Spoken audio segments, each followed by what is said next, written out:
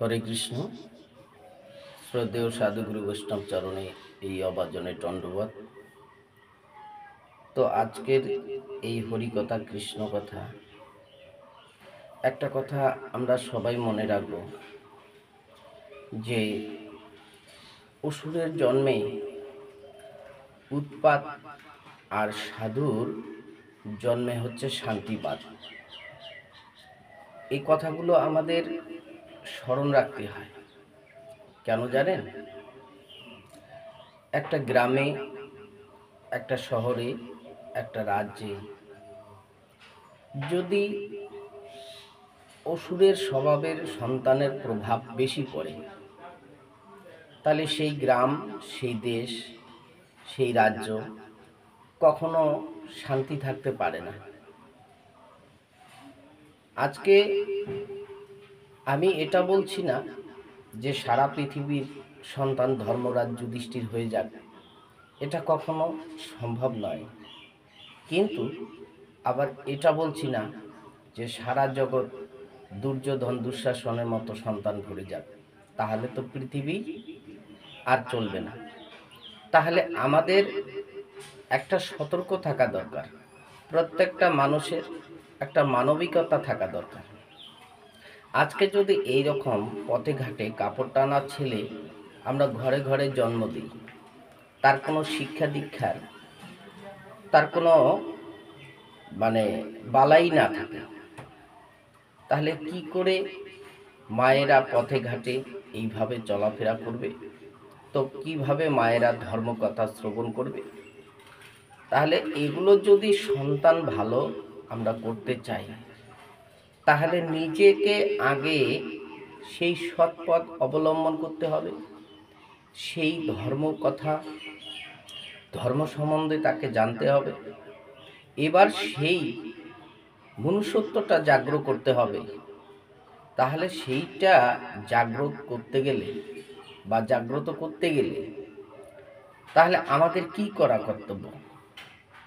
আমরা যদি প্রতিটা মুহূর্ত মদ, গাঁজার, বিভিন্ন নেশা, ভাঙ, দত্তক্রিয়া, বিভিন্ন ধরনের পতিতালয়, এই সমস্ত যদি সঙ্গে আমরা বিভিন্ন ধরনের যে কুবাসনায় সন্তানকে মেতে থাকতে দেখি, তাহলে সেই সন্তান কখনো ভালো হতে পারে না।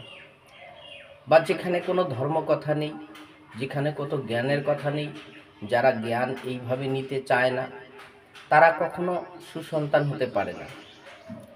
তাহলে সবসময় কুপ্রবৃত্তি, কুভাবনা যদি প্রত্যেকটা ঘরে আসে, আর সব চাইতে অবদান হচ্ছে মা বাবা, তাহলে মা বাবার চরিত্র যেরকম গঠন হবে, তার ঘরের সন্তানও কিন্তু সেই রকম আমাদের পৌঁছে যাবে।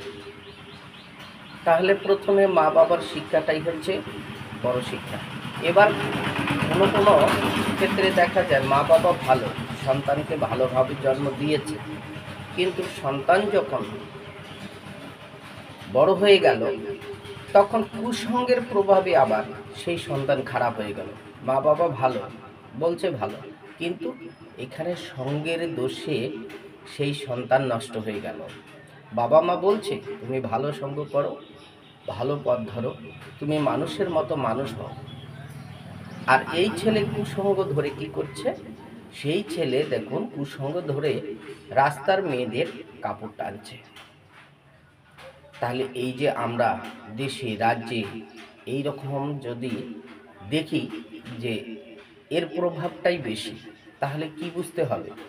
যে আমাদের মৃত্যুর সময় আমরা ঘনিয়ে নিয়ে আসি। যার জন্য বলছে খাল কেটে কুমির আমরা নিজেই নিয়ে আসি, এটা অন্যকে দোষার নয়। এই জন্য তাহলে আপনারা চিন্তা করুন কার প্রভাবটা বেশি দরকার।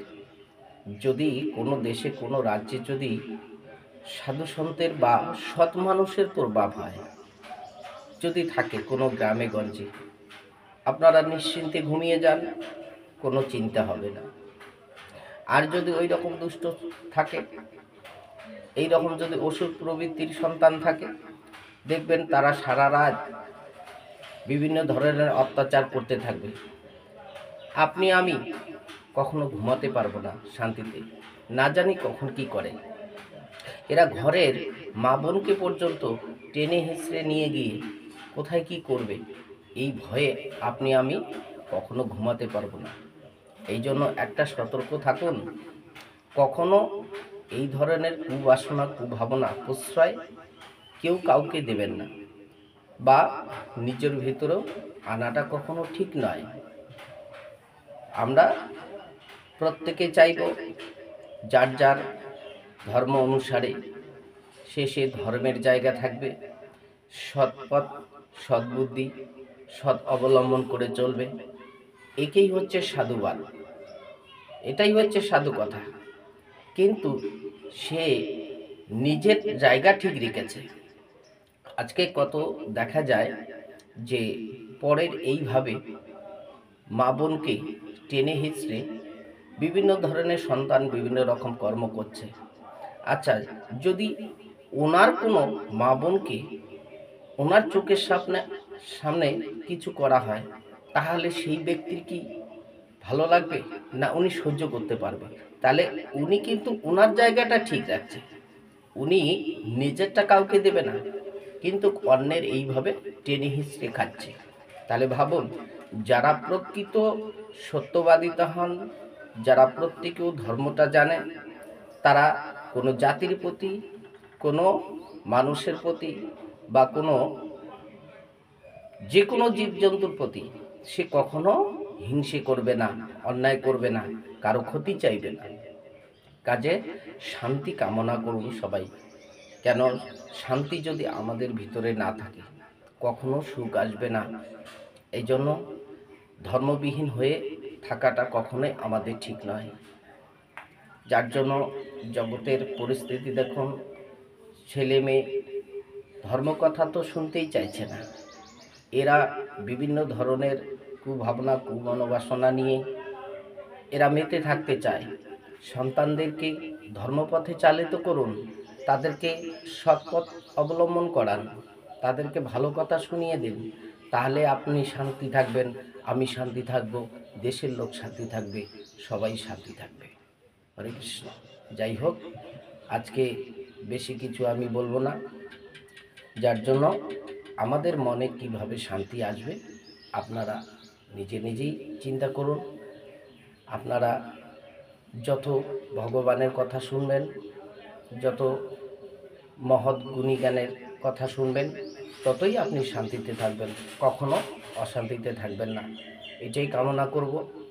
আপনি ধর্মচ্যুত কখনো হবেন না, কখনো বিভ্রান্ত মনোভাব তৈরি করবেন না। শুধু শান্তি কামনা করুন, সুখে থাকুন। হরে কৃষ্ণ। রাধে রাধে।